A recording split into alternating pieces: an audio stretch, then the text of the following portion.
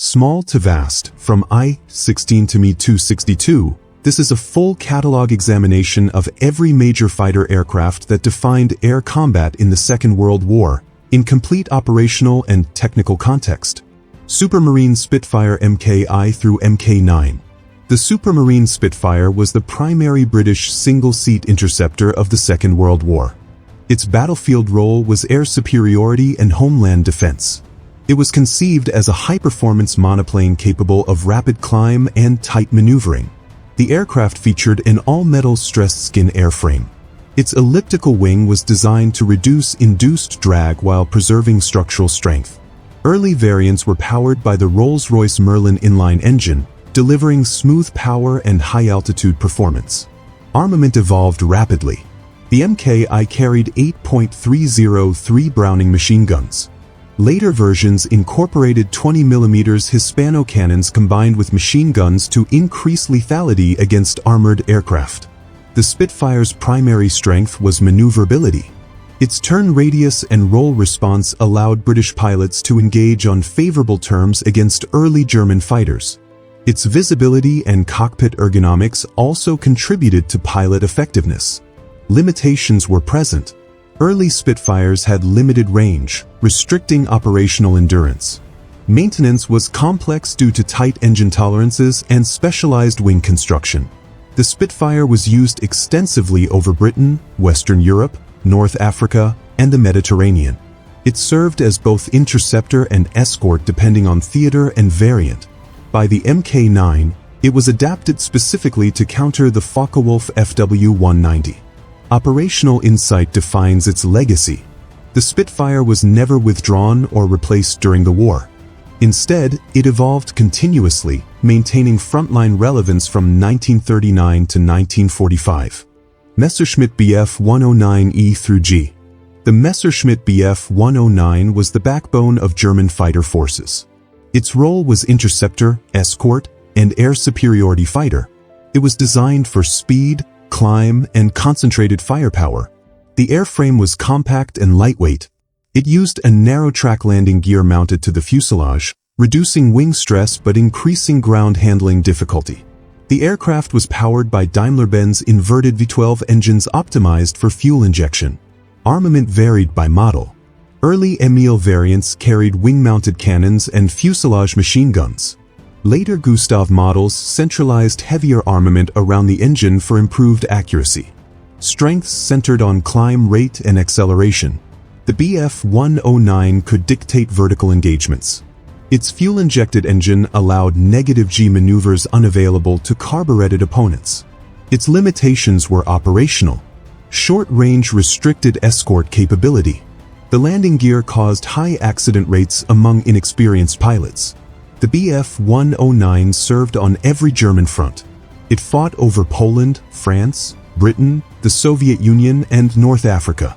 It remained in production throughout the war due to industrial familiarity. One operational fact stands out.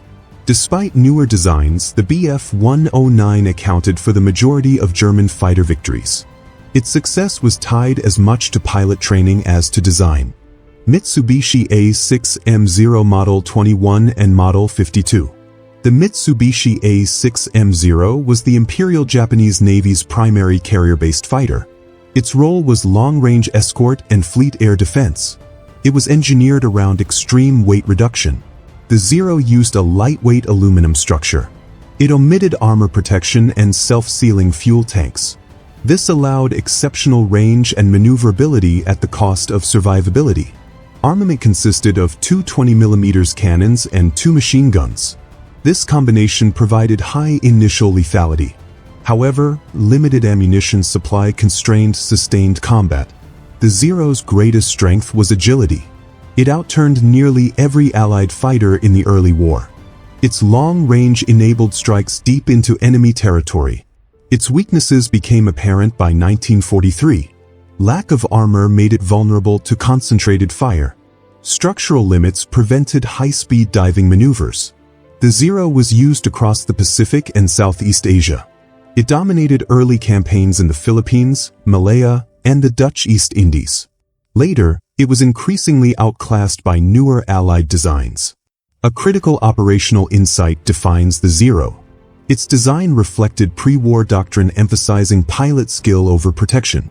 That doctrine became unsustainable as attrition increased. Curtiss P-40 Warhawk. The Curtiss P-40 Warhawk was a widely deployed American fighter. Its role included interception, ground attack, and escort. It was derived from earlier Curtiss designs adapted for wartime urgency. The P-40 used an Allison V1710 inline engine. It lacked a turbo-supercharger, limiting high-altitude performance. The airframe was rugged and straightforward. Armament varied by version.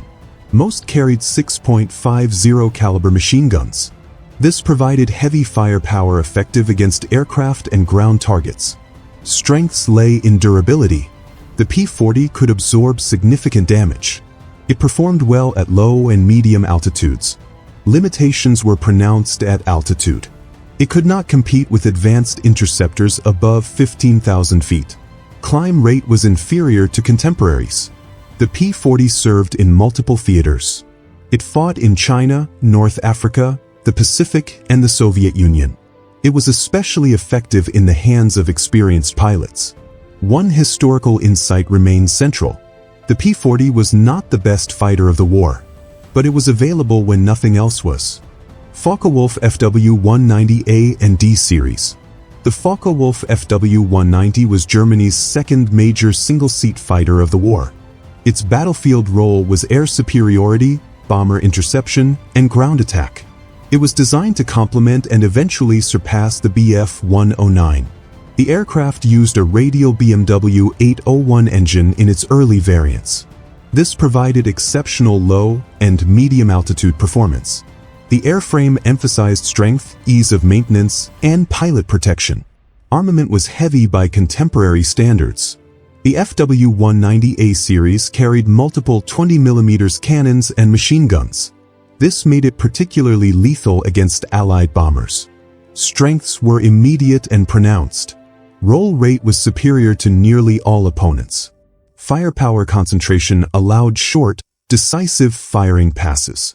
Limitations appeared at altitude. The radial engine lost effectiveness above bomber cruising heights. This led to the development of the inline-powered FW-190D series. The FW-190 saw extensive service over Western Europe and the Eastern Front. It became the primary Luftwaffe interceptor during the defense of Germany. Ground attack variants were heavily used in close support roles. One operational insight defines the aircraft.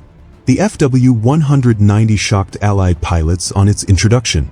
It forced immediate tactical and technical adaptation. North American P-51 Mustang. The North American P-51 Mustang was the definitive long-range escort fighter of the war. Its role was bomber escort, air superiority, and interdiction. It was engineered around efficiency and endurance. Early models used Allison engines with limited altitude capability. The introduction of the Rolls-Royce Merlin transformed the aircraft. High-altitude performance and range increased dramatically. The Mustang featured laminar flow wings.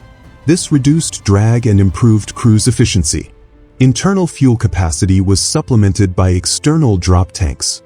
Armament consisted of 6.50 caliber machine guns. This provided reliable, sustained firepower. It was effective against fighters and bombers alike. The P-51's greatest strength was range. It could escort bombers from England to Berlin and back. This fundamentally altered the air war over Europe.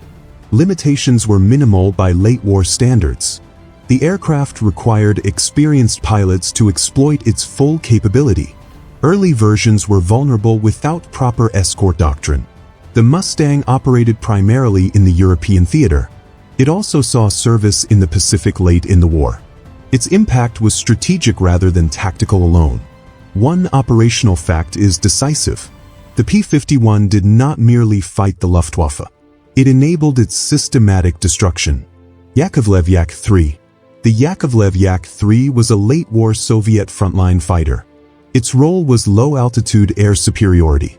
It was designed for simplicity, speed, and close-range combat. The Yak-3 emphasized weight reduction. It used mixed construction with wood and metal. The Klima VK-105 engine provided strong low-altitude performance. Armament was modest, typically one 20mm cannon and 2 machine guns. This reflected Soviet emphasis on maneuver combat. Strengths were clear. The Yak-3 had excellent acceleration and turn performance. It dominated dogfights below 15,000 feet. Limitations included range and high-altitude capability. It was not suited for long escort missions. Operational endurance was limited. The Yak-3 entered service in 1944. It saw extensive combat on the Eastern Front. German pilots were instructed to avoid engagement with it at low altitude. One operational insight stands out. The Yak-3 represented mature Soviet fighter doctrine. It was built for the specific conditions of the Eastern Front. Messerschmitt Me-262U-18. The Messerschmitt Me-262 was the world's first operational jet fighter. Its role was interceptor. It represented a fundamental break from piston engine aviation. The aircraft was powered by twin Junkers Jumo 004 turbojet engines. These provided unprecedented speed. The airframe was aerodynamically advanced but structurally conservative. Armament consisted of 430 million Malawian kwacha's 108 cannons. This firepower was devastating against bombers. Short firing windows were sufficient for destruction. The Me-262's strength was speed. Allied fighters could not catch it in level flight. It redefined interception tactics. Limitations were severe. Engines were unreliable and short-lived. Takeoff and landing phases were highly vulnerable. The Me-262 entered combat in 1944. Numbers were limited by fuel shortages and production constraints. Its strategic impact was therefore contained. One historical fact defines the Me-262. It arrived too late and in too few numbers. But it marked the future of air combat. World War II fighter aircraft evolved at an unmatched pace. Designs shifted from fabric-covered monoplanes to jet-powered interceptors within a single conflict. Each aircraft reflected national doctrine, industrial capacity, and battlefield necessity. Fighter aviation shaped the outcome of the war in the air and on the ground. It determined bomber survival, battlefield mobility, and strategic reach. The legacy of these aircraft defined post-war military aviation.